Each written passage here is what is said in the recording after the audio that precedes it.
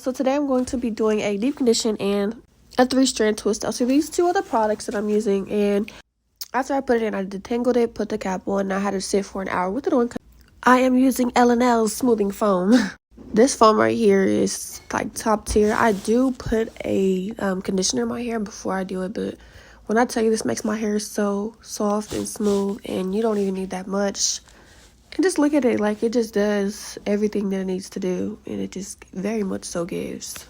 You can purchase at Gemelos Hair Gallery if you would like some. It's GEMELOS hairgallery.com.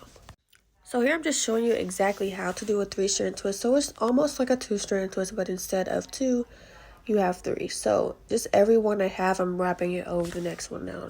Can you see that? And did it make sense? I definitely want y'all to let me know in the comments, is this demonstration clear? And just in case it wasn't, I went ahead and zoomed in and did it in slow motion. So I definitely hope, hold on, my fat fingers is in the way. Okay, there we go. So you see how I'm literally wrapping each one over the last one I twisted over. So that's ultimately the goal here. And it's going to look like the 2 under it that I had already did. So I definitely hope this helps. Let me know.